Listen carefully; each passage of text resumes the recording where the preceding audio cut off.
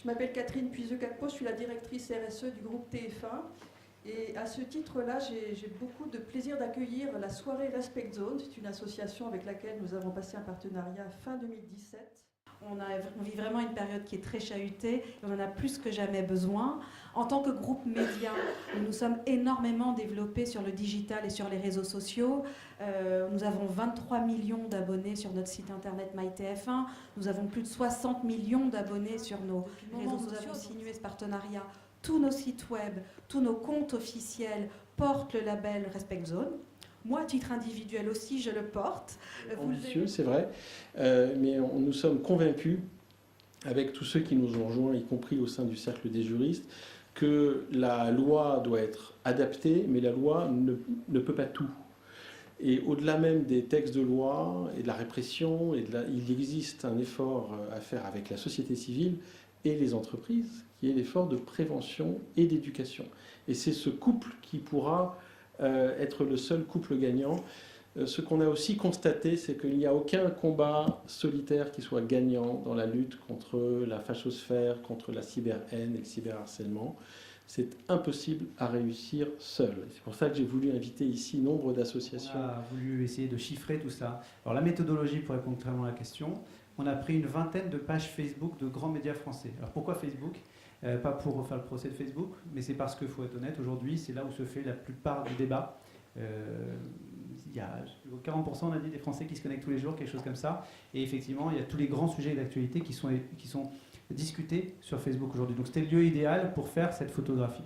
Et notamment avec le phénomène Gilets jaunes, qui n'ont pas les Gilets jaunes en eux-mêmes, mais l'ensemble des commentaires qui ont eu lieu, s'il y avait eu un surcroît de propos violents ou agressifs suite à ça, et effectivement les chiffres montrent que ça a explosé. Alors, on va les regarder justement, ces chiffres clés. Chez Dentsu Consulting, la méthodologie était un petit peu différente. C'est l'ensemble des réseaux sociaux qui ont été scrutés à partir d'un corpus de mots considérés comme des insultes. Et notamment sur... Puis bon, en tant que TF1, nous on a vraiment mis le principe de l'éthique au cœur de notre entreprise. On a publié très tôt un code éthique, des programmes de conformité, des chartes de déontologie des journalistes. On a veillé très tôt à ce que l'ensemble de cette culture, elle, se retrouve évidemment sur Internet et sur l'ensemble de nos sites. Et c'est vrai que quand on voit aujourd'hui, malgré tous ces efforts, la montée permanente des attaques vis-à-vis des médias, ben on se pose évidemment une question légitime. Est-ce qu'on a mal fait? Est-ce qu'on agit mal? Alors qu'on est quand même profondément encadré, c'est un vrai sujet pour nous. Vous êtes hyper efficace dans ces domaines, et puis le discours de haine, bon, c'est pas aussi évident. L'avantage, il est de deux sortes. Le premier, c'est que dans le contenu terroriste, on va beaucoup moins apprécier le contexte. Pareil pour les contenus pédopornographiques, c'est-à-dire que on ne va pas vous laisser même publier une vidéo de Daesh maintenant juste pour dire voilà l'ennemi quelque part. Alors, on va regarder évidemment pour les organes de presse, etc. Il y a encore de l'information qui doit pouvoir se faire, mais on va donner beaucoup moins de liberté à l'utilisateur de propager le drapeau de Daesh, etc., etc. Donc on peut tout à fait enseigner aujourd'hui à des machines via de l'intelligence artificielle, alors il faut rester prudent, mais c'est ça l'idée, reconnaître via des empreintes numériques des contenus, et donc une fois qu'une machine a appris ce genre de choses, elle est hyper efficace pour empêcher une vidéo, une image de propagande. C'est plus compliqué sur le texte, parce que il peut y avoir des contenus qui relèvent de l'évidence, de la haine, il faut tuer tous les X, Y, Z, et puis il y a des choses où est-ce que c'est de l'humour noir, est-ce que c'est déplaisant mais pas forcément illégal, est-ce qu'on est dans la citation, etc., etc. Et donc on y travaille aussi, je vous rassure, mais les résultats sont moins fulgurants parce que là, il faut une combinaison humain-machine. Donc, on a à peu près 30 000 modérateurs dans le monde. L'idée, c'est qu'on leur donne... En France, notamment, où sont-ils Ils sont basés en Europe. L'idée, c'est de fournir un service 24 heures sur 24, 7 jours sur 7. Je vous invite dans Le Monde à visiter un centre à Barcelone. Donc, on va être très transparent maintenant sur tout ça. Et donc, peut-être que la préconisation serait sans doute d'avoir quelque chose d'un peu plus fort sur la signalisation des excès et sur le fait que, sans être forcément dans une dénonciation systématique, avoir le sentiment que la signalisation que l'on peut avoir donne quelque chose, d'avoir un retour, parce qu'aujourd'hui, je pense que beaucoup d'entre vous vécu. Quand on fait une signalisation, on ne sait pas ce que ça devient. Donc de recevoir de la part de l'éditeur et de la plateforme un message disant « votre demande a bien été prise en compte et nous allons enquêter » serait déjà un premier acte qui donnerait l'impression à chacun que les choses ne sont pas en vain et que, effectivement, dénoncer des propos excessifs et des propos violents pourrait déjà, dans un premier temps, mobiliser un peu plus les uns et les autres sans forcément partir sur des sujets législatifs et légaux. Alors, Jérémy, Partie éducation en amont pour faire comprendre aux gens que tout ne se dit pas. Et très clairement, il y a des gens qui écrivent des choses sur les réseaux sociaux qu'ils ne diraient jamais dans la vraie vie. Et également, d'un point de vue juridique, moi je reste convaincu qu'aujourd'hui on est à la traîne là-dessus. Alors l'arsenal juridique il existe, mais aujourd'hui personne n'est capable de citer la moindre condamnation. Alors si, dans les faits, il y en a quelques-unes, mais elles ne sont absolument pas médiatisées. Et donc dans l'esprit du grand public, il y a une totale impunité. Vous pouvez écrire les pires horreurs avec votre nom, votre prénom, on sait où vous habitez, peu importe, vous ne serez quasiment jamais inquiété. Et si vous êtes inquiété, c'est peut-être dans 1 ou 2 ans et vous en ressortirez avec 100 ou 200 euros d'amende. Donc c'est un non-sujet. Et ce que vous mentionniez sur le statut d'hébergeur, quelque part, été construit dans les années 2000 et mériterait un petit rafraîchissement. Il faut arriver à bâtir tous ensemble une chaîne de la responsabilité. Si moi, en tant que Facebook, je vous dis « Oh, je ne suis qu'un tuyau, vous savez, je n'ai rien à voir là-dedans, ça c'est la faute de l'utilisateur », j'espère que vous me ferez tomber de ma chaise. Parce que quelque part, ce serait un discours irresponsable. Maintenant, si on dit « tout est de la faute de Facebook », c'est aussi quelque part un autre excès inverse. Donc, il y a des utilisateurs, les administrateurs de pages, et il y a Facebook en tant que Facebook, la plateforme, qui doit aujourd'hui accepter un rafraîchissement de ces règles, parce qu'on a nous-mêmes besoin en tant qu'entreprise d'opérer dans un cadre légal qui soit clairement défini. Donc, c'est Ils pour sont ça facilement appropriables. La charte, elle a été réfléchie pour que tout le monde puisse la comprendre. Elle a été faite en 4 paragraphes. Elle est beaucoup plus courte que la plupart des conditions générales qu'on trouve sur Internet. À mettre en place des actions. Alors ces actions sont mises en place par les élèves, c'est leurs idées. Nous, on les accompagne dans le processus et on met en valeur toutes ces actions-là.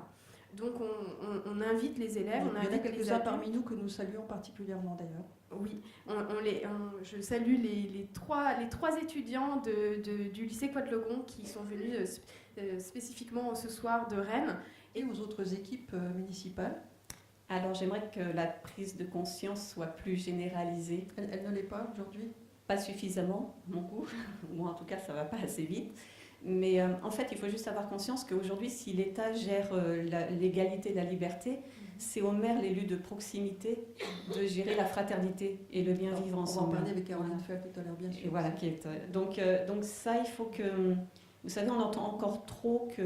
Bon, non, dans ma commune, je ne suis pas concernée, non, on n'a pas vraiment de problème. Donc voilà, mais bon, c'est notre rôle aussi de faire toute cette démarche et de sensibiliser, de montrer que c'est partout. Donc là aussi, un plan d'action très très ambitieux pour les Ah oui, années à venir. énormément. On n'a pas de salariés. On rayonne sur les 5 départements que compose la région Pays de la Loire. On a 2 missions principales, l'écoute et le conseil aux victimes de harcèlement et de cyberharcèlement.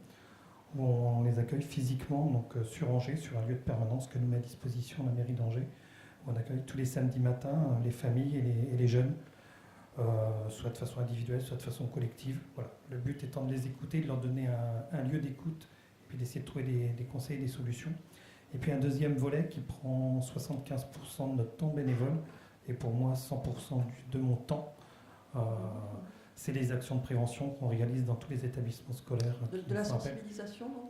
Des actions de sensibilisation, parce qu'on démarre de la grande section jusqu'à la terminale, voire même les niveaux BTS. À l'éducation, à la famille, on a déjà beaucoup parlé d'éducation et c'est dans cette démarche de responsabilité qu'il nous est apparu nécessaire pour les élus d'aborder la question, d'accompagner les familles, d'accompagner les enfants, les jeunes sur ces problématiques-là.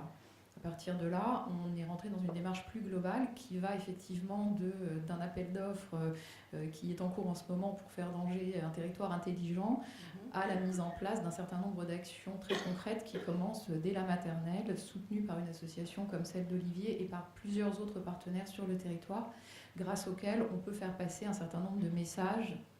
Angers, c'est 10 000 enfants dans les écoles publiques. Ça fait quelques enfants, quelques familles à toucher. C'est que chacun puisse, avec cette documentation, agir. Ça, c'est le premier stade. Après, on a le projet au sein de l'association de développer des moyens, donc d'avoir notre propre site, d'avoir sans doute des équipes qui permettent d'avoir un soutien et peut-être un numéro rouge d'appel qui permettent. Donc ça oblige à mettre en place une équipe de soutien. Aujourd'hui, on a une cinquantaine de juristes. Notre groupe de réflexion sur ce projet il est plus réduit, mais on a vocation à faire appel effectivement à beaucoup d'intervenants, soit au sein de l'association, soit en partenariat avec d'autres associations, puisque le but après, c'est de pouvoir véritablement aussi assister les victimes par le discours, par sans doute peut-être un groupe d'intervention. Ça fait partie aussi de nos réflexions dans l'association, d'avoir des personnes qui soient capables de porter un contre-discours et d'intervenir au soutien de victimes. Donc ça fait partie là de la troisième 12 phase. millions de personnes handicapées en France, c'est-à-dire un sixième de la population française, ce qui est énorme. Et nous subissons, en fait, nous souffrons des conséquences normales de notre handicap, mais pas seulement. Nous souffrons aussi des conséquences indirectes de notre handicap, puisque nous vivons dans un environnement qui est un environnement social et un environnement culturel qui est formaté sur la normalité, et cette normalité engendre, si vous voulez, le rejet de la différence et engendre de l'exclusion. Comme ça, c'est compliqué. Donc on a développé deux choses. D'abord, le module handi de la charte Respect Zone, et deuxièmement, un label d'accessibilité pour que justement les entreprises puissent afficher leurs actions et les efforts qu'on va développer avec Sébastien pour qu'elles puissent aider justement à cette accessibilité numérique. Alors, je reprends. L'objectif principal donc, de Respect Zone Handi, c'est de favoriser cette intégration, d'établir une passerelle numérique entre les personnes handicapées et le monde pour leur permettre d'avoir accès à tout. Pour le vivre au quotidien, les cas de cyberharcèlement, il faut en parler, ce sont des moments qui sont difficiles. Et c'est pour ça que Respect Zone a voulu lancer un prix coup de cœur. Et en 2018, j'avoue qu'on a fait partie d'un jury et on a vu votre vidéo et on a été vraiment touchés par votre investissement, touchés par votre talent de conviction, touchés par vos efforts. Vous avez su regrouper un groupe de jeunes, vous vous êtes mis à la place de situations d'harcelés, d'harceleurs, en découvrant vous-même des choses que vous n'avez jamais rencontrées, et vous avez accepté de vous livrer à la caméra, de vous mettre en scène. Donc ça nous a beaucoup touchés. On voulait pour cela vous remettre le prix Coup de cœur Respect Zone avec toutes nos félicitations. Bravo!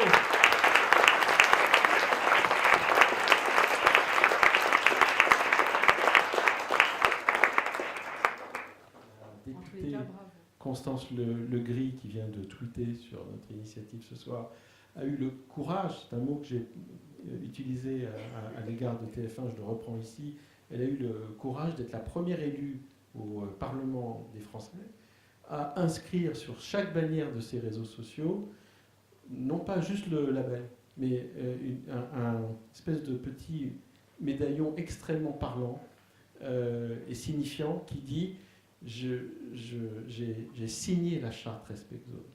Je m'engage à respecter la charte Respect Zone » sur toutes ses newsletters, son compte Twitter et sa page Facebook.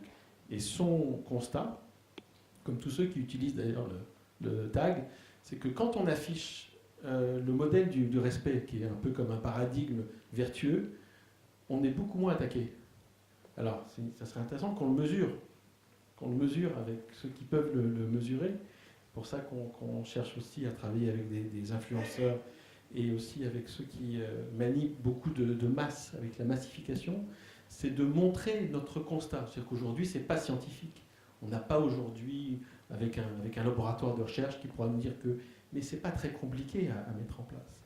Et on est convaincu, ce n'est pas juste une croyance, on est convaincu par les faits et par les effets que lorsqu'on montre sa capacité au respect, on inspire le respect et finalement on fait baisser le niveau de la haine. Il y a une semaine, j'ai eu la chance d'être contacté par le cabinet de Guillaume Pépi, qui a envie de signer la charte avec nous, avec la SNCF. Je trouverais très très intéressant qu'ensemble on puisse faire un travail online et offline. Des engagés comme une réserve du respect puissent constituer ce qui a été tout à fait bien évoqué par Éric Loveau plus tôt. C'est le fait de travailler sur cette exemplarité et aussi sur cette capacité à entraîner de l'inspiration pour créer ce qu'on pourrait appeler ensemble, il faudra que le cercle des juristes valide sur son antériorité en termes de disponibilité, mais ce qu'on pourrait appeler une respect squad. Il faudra trouver un mot que la loi française sur la langue française pourra tolérer, mais pour que ces veilleurs et ces aideurs, comme le dit aussi l'Académie de Versailles ici présente, qui a mis en place un projet avec la ruche sur les respect helpers, c'est l'Académie de Versailles, je parle anglais aussi, et qui montre que l'on peut travailler sur cette exemplarité. Alors, vous verrez que dans la liste des premiers 120 signataires, il y a des personnes qui viennent de beaucoup d'horizons. Je ne dis pas tous horizons, parce qu'on est loin de cette exhaustivité. Mais vous avez beaucoup de sportifs, de très très grands sportifs, et vous serez intéressés par voir cette liste de médaillés olympiques qui sont français et qui sont internationaux. Vous avez des avocats, vous avez des juristes, vous avez des chefs d'entreprise, vous avez des journalistes, dont certains qui refusent en général de signer la moindre pétition. Je pense, Véronique, à Jean-Michel Apathy, qui ne signe jamais rien. Et pour une fois, il dit, là, il faut signer. Sonia Mabrouk signe, Vanessa Burgraff signe, et puis, je l'espère, l'ensemble des personnes qui sont ici présentes à LCI et TF1 qui pourront rejoindre cet élan. J'ai répondu à cet appel parce que les avocats ne sont pas hors sol. Les avocats sont directement concernés, impliqués d'une part pour accompagner, réguler. Vous savez que nous, dans le cadre d'un partenariat avec le ministère de l'Éducation, nous avons cette année été dans les collèges pour parler de cyberharcèlement, pour expliquer. Et nous avons pu constater que dans les classes, il y a toujours des situations de harcèlement. Donc la sensibilisation fait partie de nos actions. Et le 4 octobre dernier, 1500 avocats sont allés dans 1500 classes pour évoquer le sujet. Donc nous sommes je vais livrer mon témoignage et vous expliquer pourquoi j'ai signé cet appel. Sachez que déjà c'est assez compliqué pour moi de vous livrer par rapport au contexte. J'ai été harcelé quand j'étais au collège pendant 2 longues années. Je me suis fait insulter, voler, taper dessus tous les jours, et ce pendant 2 ans. Et il y a 2 mois de ça, un peu par hasard, on m'a diagnostiqué un autisme. Donc j'ai compris assez rapidement pourquoi on m'avait fait subir tout ça. Et j'ai décidé de m'engager. Durant ma dernière année de harcèlement, même si Internet en 2012 c'était peut-être pas autant développé chez les jeunes qu'aujourd'hui, j'ai pu constater de mes propres yeux que cette violence que je connaissais dans mon établissement scolaire se décalait progressivement sur les réseaux sociaux. Je l'ai vu. Et j'ai vu à quel point ça pouvait être de façon de dire, à la violence, on va opposer un mode d'action raisonné, puissant. Parce qu'on n'est pas, quand on parle de souplesse, et ça c'est dans le livre de Philippe, souplesse ne veut pas dire mollesse. Et ça c'est quelque chose que je trouve extraordinaire, c'est-à-dire que les mots ne suffisent pas, il faut qu'il y ait une énergie derrière, il faut qu'il y ait des hommes derrière ces mots, et on rétablit cette vérité-là. Et ça je trouve ça formidable parce que aujourd'hui on est un petit peu dans la situation de... il y a Lao Tse qui dit souvent qu'il vaut mieux renoncer que tenir un bol plein d'eau. Et là effectivement, devant ce débordement, on est tenté de renoncer. Et moi, ce que j'ai, à travers cette rencontre, j'ai plutôt réussi à renoncer au renoncement, justement. Et ça a éveillé en moi des éléments très forts, qui sont des éléments sensibles et pas simplement des éléments idéologiques ou philosophiques. Ça m'a rappelé des choses qui sont effectivement cette notion que Pier Paolo Pasolini employait de lutter avec les armes de la poésie, ou Sartre, quand il parlait de Mallarmé, parlait du terrorisme de la politesse. Et ce glissement sémantique-là, moi, il me convient parfaitement. Et j'aime beaucoup cette idée que, justement, à travers Respect Zone, on crée cet espace où les mots retrouvent un sens vrai et qu'on retrouve la vérité des hommes derrière les mots. Ce sujet avec un de mes amis, avocat qui est très engagé dans la lutte contre l'antisémitisme, contre toutes les formes de haine, et qui est un avocat très engagé dans le combat pour les droits de l'homme, et auquel je faisais part de mon inquiétude de voir cette haine monter. Il a eu cette formule très juste que je vous répercute. Il m'a dit: ce n'est pas la haine qui monte. C'est presque pire que la haine, ce qui monte, c'est la méchanceté. C'est-à-dire une manière d'être qui, par le comportement, par le verbe, par l'attitude, ne conçoit la relation à l'autre qu'à travers la volonté de l'atteindre d'abord.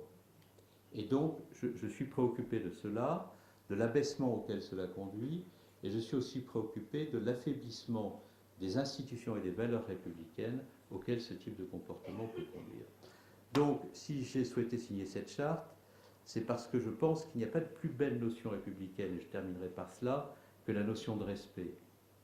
Le respect de l'autre en raison de ce qu'il est, même s'il est, surtout s'il est différent de nous. Le respect que l'on doit à la pensée, à la parole de l'autre, y compris si elle n'est pas, encore une fois, la nôtre, et y compris si elle doit être combattue, parce que cette pensée et cette parole est une agression à tout ce que nous souhaitons voir prévaloir dans la République. Nous devons condamner avec la plus grande vigueur ce qui est inacceptable, mais nous devons toujours le faire en choisissant les mots du respect, parce que c'est une manière de rehausser la pensée républicaine face à ceux qui la baissent constamment.